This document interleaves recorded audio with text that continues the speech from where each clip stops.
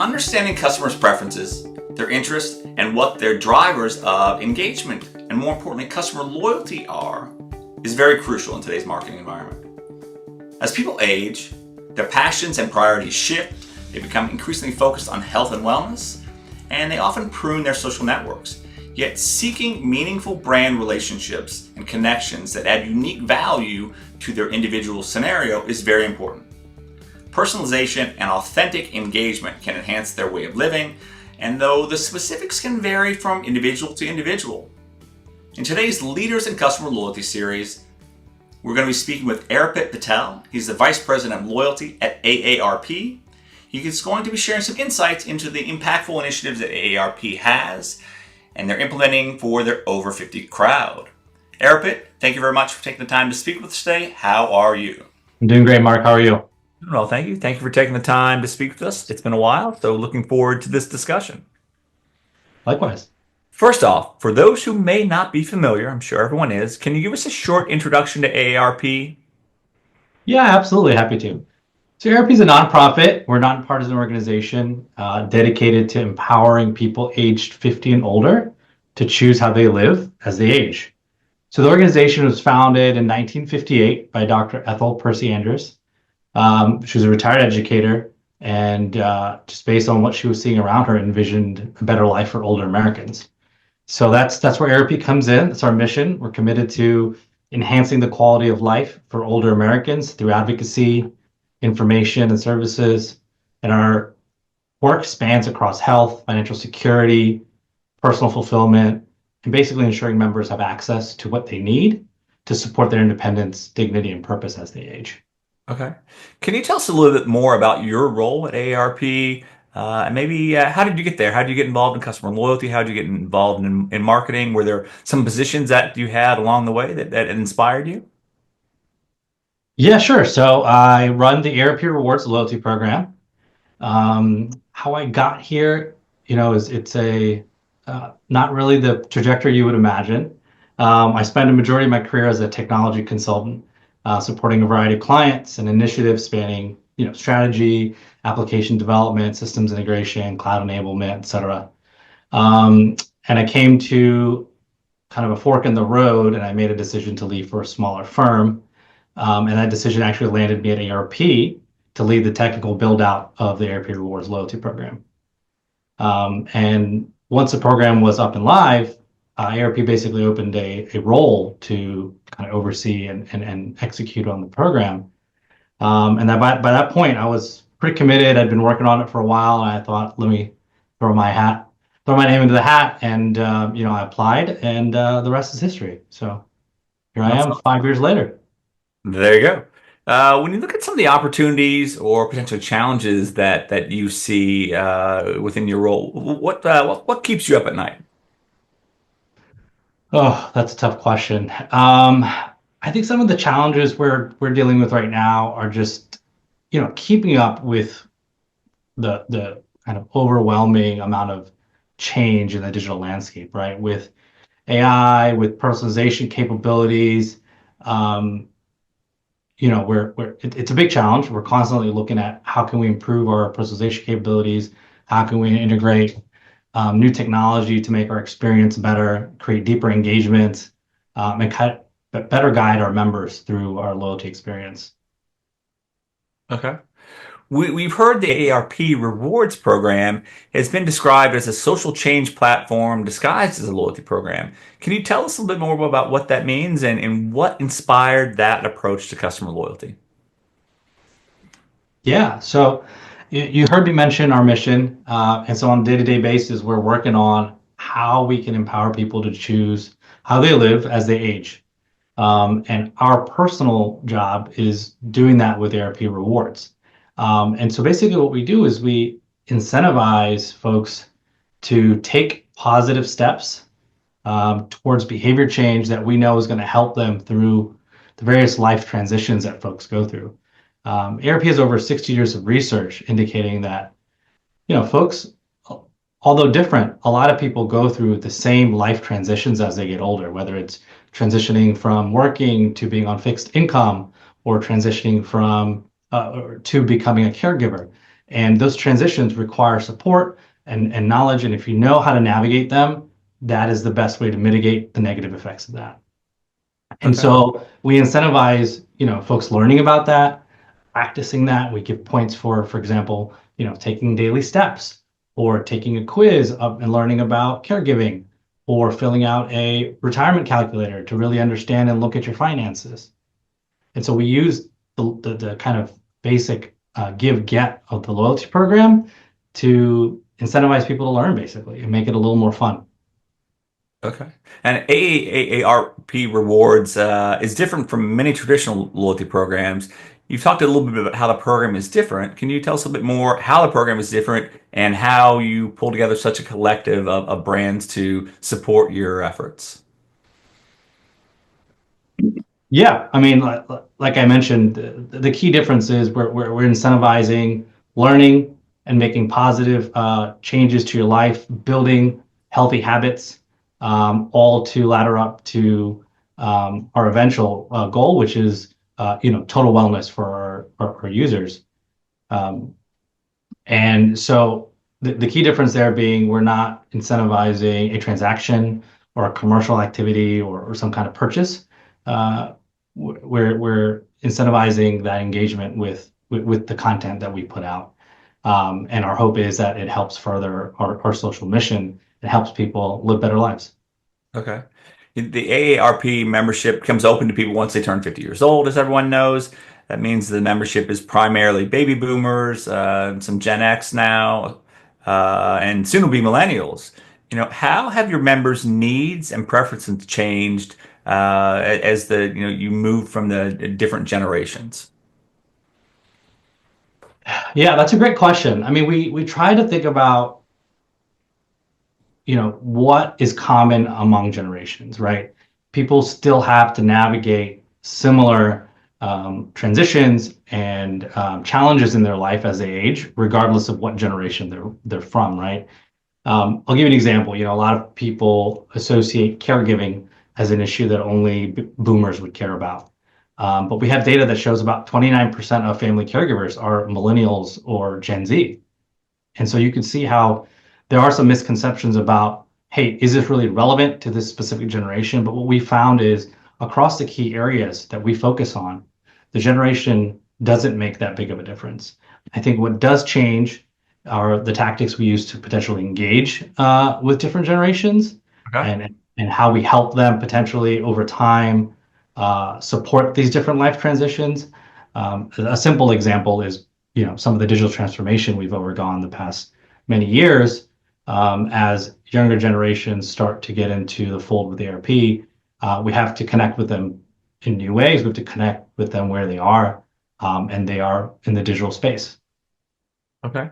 Customer loyalty is a very important facet of many brands, customer approaches, right? Their marketing approaches, customer experience approaches, and having an effective customer loyalty program is very important. But some brands struggle with that. Well, when you look at the customer loyalty approach of AARP, how does that kind of fit into your broader mission, particularly when the mission is rooted in more societal impacts, more personalized impacts than profit necessarily? Yeah, I think we've talked about that a little bit in terms of how the program is structured to align with our mission. But I think the key answer to your question is, there's multiple ways to look at loyalty. You can look at transactional loyalty, which is, hey, I made a transaction here today. I get incentivized to make it tomorrow. I get incentivized to make it a week from now, and then I get into a habit and I build that transactional loyalty with a brand. Since we don't have those kind of transactions, I think where we focus is on the emotional loyalty side, right? We try to make a difference in our members' lives. We try to make an impact there and build that emotional loyalty through what we incentivize. So, if folks are really getting value from using our retirement calculators, for example, reading our content, getting more support on how they should structure their finances for financial well-being, as they transition to retirement, that leaves a lasting relationship between the brand and the individual. And so we strive to strike that emotional loyalty as opposed to that transactional loyalty. And I think other brands, even if they want to create more transactions, can also look at that model and fold it into how they approach customer loyalty. Okay. How do you define success with your customer loyalty program? What metrics are you looking at? So obviously, enrollment, engagement. Are there other metrics that you're looking at that really speak to the success and the efficacy of the program? Yeah, I mean, we look at the core KPIs, just like any loyalty program, enrollments, active users, how many engagements we get per user, time on site. We look at all the basic digital KPIs. But I'd say the key thing we really look at is our customer feedback and customer satisfaction scores. Our program users are great. They always tell us when something's not working, but they also give us really good feedback on the impact that we've really made on their lives, on some healthy habits they're building just by being a part of the program. And we really pay attention to that type of feedback to see that we're on the right track and we're achieving what we want with the program. Okay. Fraud's a big concern for many brands right now with regard to loyalty programs in general. Is fraud something you're seeing at AARP? And if so, how does AARP take to kind of the challenge of protecting the loyalty and reward program from abuse, fraud, gaming that seems to be quite frequent these days? Yeah, I mean, that's a great question, Mark. I mean, it's something we work at every day. Fraud will be a concern anywhere that there's value for users. We take it very seriously. We have a layered approach to contain fraud, to protect the program for our members and keep the value for our members. But it's challenging, right? We don't want to create such a tight environment where we create undue burden on our members. And so there's always that balance that we have to strike on the fraud controls we have in place in order to protect the program and the folks that use it. So it's a daily battle. There's no winning, right? It's a chess match that goes on forever. Technology has been great for loyalty programs, for furthering a lot of our social mission, but it's also been a terrible tool for bad actors and for fraud that impacts us. And I think across the board, you see cyber crimes on the rise. So it's a challenge. Yes, for loyalty programs, but I think just across the board, if you have a digital footprint, there are folks looking to expose any gaps you have in your approach. Okay. When you look at a strong loyalty program, the goal is to have a deeper, longer term connection with your customers, personalization, making sure that there's engagement processes and techniques that truly resonate with the customer. When you look at AARP, what are some of the things that you are doing to keep your customers actively involved with the program over time? Yeah, I think our biggest thing we do is kind of freshness, right? We try to keep the program fresh. We want to constantly have new content, new rewards, new ways folks can engage with us.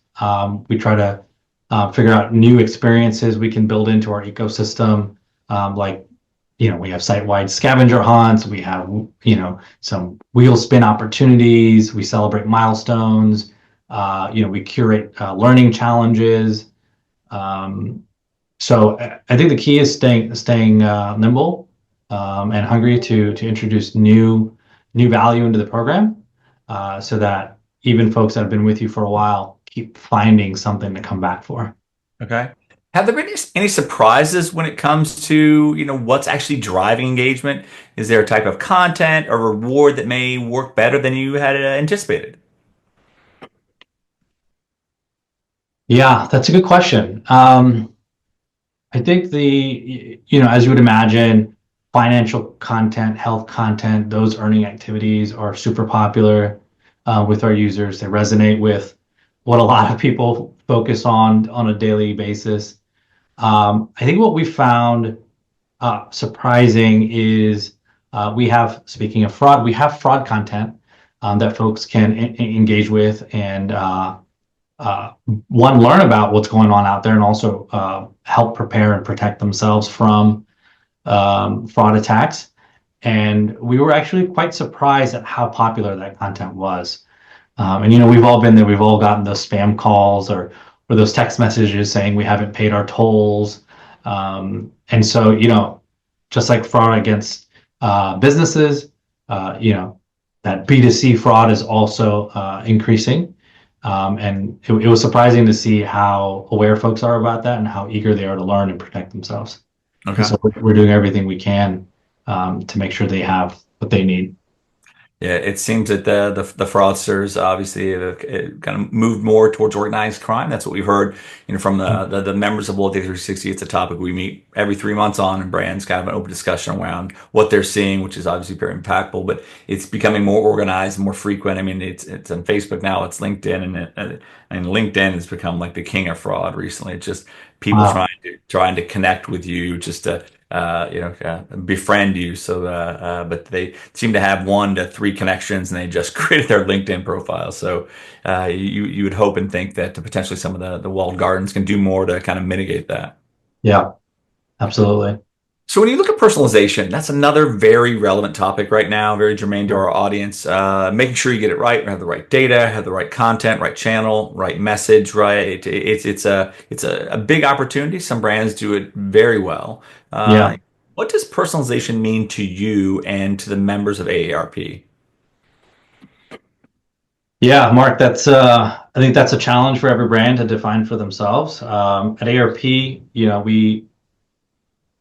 we have a term internally we use called responsible personalization, right? We want to do it in a manner that really supports what users are coming to us for, that really meets their needs.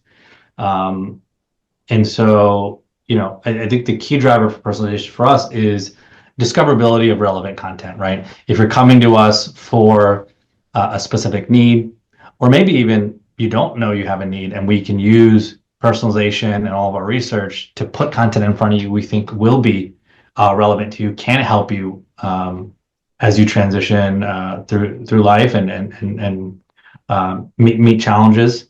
Um, that's how we really want to use personalization, right? Because we serve a really broad audience. The 50 plus is a lot of people, and people are at different stages of life. And so, content is hard to curate for it as a one size fits all. And so I think that's where personalization really comes in. A 49-year-old might have very different needs than a 69-year-old might have very different needs than a 35-year-old. And we want to be here to support all of them. And so I think using personalization to make sure your journey through ERP is as relevant as it can be to you and your needs is where the powerful personalization lies in for ERP. Okay. When you look at your customer loyalty program overall, more holistically, what are 2 or 3 things you're most proud of?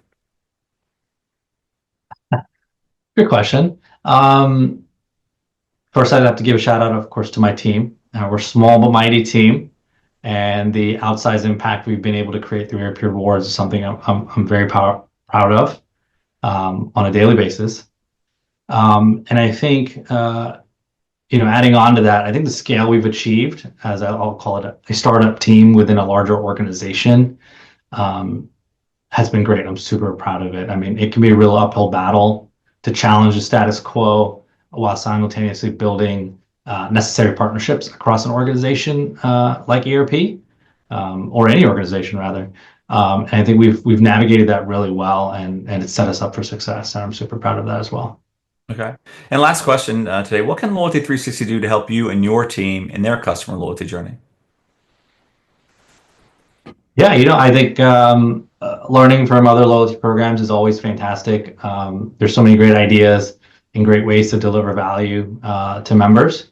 And we love hearing about how other programs do that successfully, how they're able to connect with their users, and really, at the end of the day, drive value to their lives, which is what we're here to do.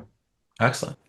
And now we have our wonderful quick fire round of questions. The first question is, what word or short phrase do you use to inspire others? That's a good question. I find myself often saying, is it difficult or are we making it difficult? Okay. What is your least favorite word? Um, Synergy. Okay. What's your favorite food? Pizza. That one's What excites you at work? um, seeing kind of the positive impact we have on real people. I talked about the feedback that we get and review, and some of it's really touching. It's really great to be able to do something on a day-to-day basis that's actually helping folks out in the real world. Okay. What do you find tiresome at work or at home? Um, at home, I would say, what do I find tiresome? My kids can be tiresome. I have two little Yeah. girls. There's a lot of work. At work, I'd say meetings can be tiresome. There are just so many meetings to be attending, and I think they do get overwhelming at times. Makes sense. Is there a book that you've read you really like that you recommend to colleagues? Ooh. Um, it's not about work, but I recently read Dune after watching the movies, and I thought it was a fantastic book. Okay, that's awesome. That's good. Yeah. Is there a profession that you would like to attempt, maybe a little different than the one you have now? If so, what is it? Um, I don't think I'll ever attempt it, but I've always wanted to be an astronaut. That sounds Great. fun. There you go. Is there something that you enjoy doing that you don't get the chance to do as much anymore? Yeah, I think just, I like doing DIY projects around my house, tearing things down, building them up new. I just don't get the time to do it as often as I'd like anymore. Okay. And who inspired you to be the person that you are today? Ooh, that is a tough question. Um, Probably have to say my dad. Okay. And how do you want to be remembered by your friends and family? As someone who's dependable and likes to have fun. Perfect. Great responses. Very insightful. Thank you for the overall interview as well. It was great getting an update on AARP, some of the vision you have for the program, how you're focusing on making, everyone's life better, especially for the members. So it was a very interesting interview and very timely. So thank you. Thanks, Mark.